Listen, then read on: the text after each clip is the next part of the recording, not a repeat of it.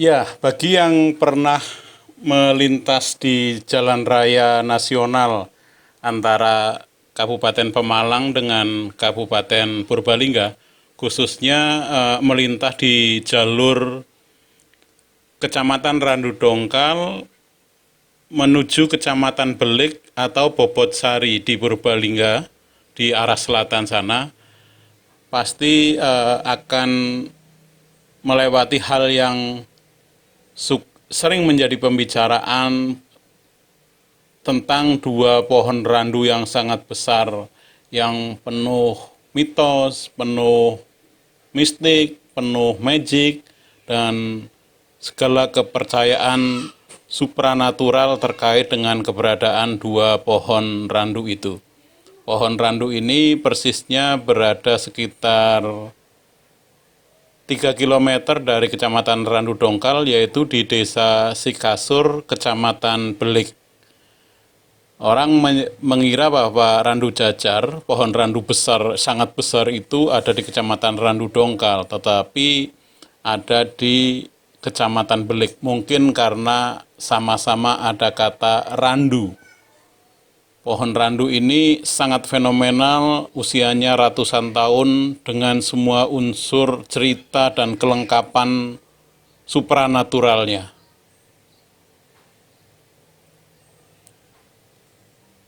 Dan inilah penampakan siang hari dua pohon randu yang sangat besar, usianya sudah ratusan tahun, tinggi batang pohon dari bawah tanah sampai pucuknya sekitar 55 atau 60 meter. Tidak ada yang bisa memastikan usia pohon randu ini, tapi diyakini sudah ratusan tahun karena beberapa orang yang saya temui dengan usia sekitar 70 tahun, mereka menyatakan bahwa saat mereka kecil, mereka kelahiran sekitar tahun 50-an, itu pohon randu itu sudah ada dan besar. Jadi mereka hanya bisa menyimpulkan itu sudah ratusan tahun. Sebab nenek mereka, nenek pria-pria berusia 70 tahun itu menyatakan bahwa pohon randu itu pun sudah ada pada saat nenek itu masih hidup. Inilah bagian bawah dari salah satu pohon randu jajar. Disebut randu jajar karena letaknya bersebelahan, berjajar begitu. Bagian atas yang kanan dipercaya sebagai pohon jantan, pohon pria atau pohon lelaki, sedangkan yang kiri adalah pohon perempuannya. Mereka dipercaya sepasang, berpasang-pasangan dan berbeda jenis kelamin, seperti hanya pria dengan wanita. Yang wanitanya, pohon randu wanita ada di sebelah kiri kalau dari arah utara, sedangkan yang pria ada di sebelah kanan kalau dari arah utara. Di bagian bawah ini diameternya sekitar 5,5 meter. Diperlukan 8 sampai 9 orang dewasa untuk membentangkan tangan melingkari bagian bawah pohon ini.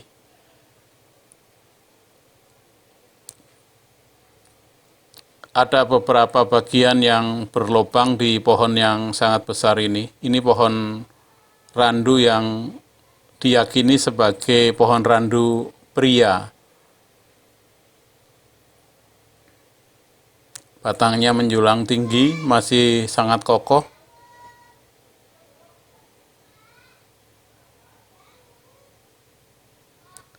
Dan di sebelahnya pohon randu wanitanya.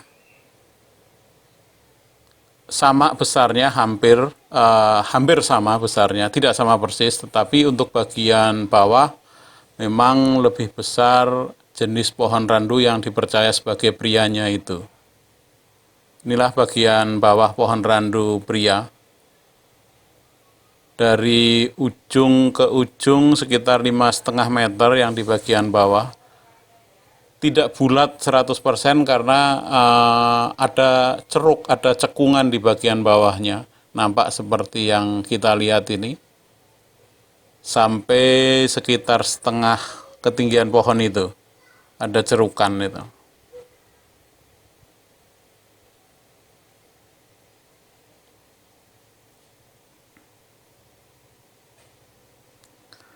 Banyak mitos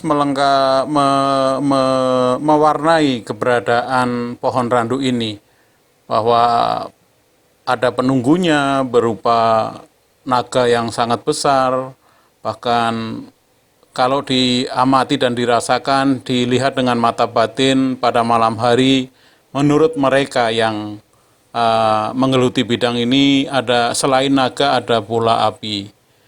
Kemudian masyarakat juga mempercayai bahwa kedua pohon randu ini adalah pintu gerbang ke alam lain. Dan sempat ada rencana agar tidak menimbulkan syirik maupun musyrik karena kepercayaan tentang mitos yang berlebihan itu, pemerintah desa beberapa tahun yang lalu akan menebang keberadaan dua pohon ini. Sontak masyarakat ratusan turun menjaga dua pohon randu raksasa ini dengan membawa semua senjata tajam, sepertinya mereka siap perang. Apapun akan mereka lakukan untuk mempertahankan kedua pohon ini. Dilihat dari arah barat, dari ketinggian sekitar 5 meter dari atas jalan, itulah sepasang pohon randu ini. Jalannya berkelok-kelok baik dari arah utara maupun selatan. Pengemudi harus berhati-hati, dan ini terlihat dari arah utara. Dari arah utara yaitu arah Kecamatan Randu Dongkal. Sekitar 50 meter saya berdiri dari pohon randu jajar itu. Dan untuk diketahui, ini adalah jalur 24 jam yang menghubungkan Jawa Tengah bagian utara dengan Jawa Tengah bagian selatan, yaitu menghubungkan Kabupaten Pemalang dengan Kabupaten Purbalingga, Banyumas, maupun Kabupaten Banjarnegara.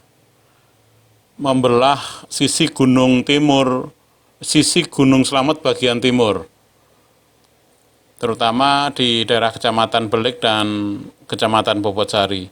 Itu adalah pegunungan atau bagian dari Gunung Slamet di sisi timur.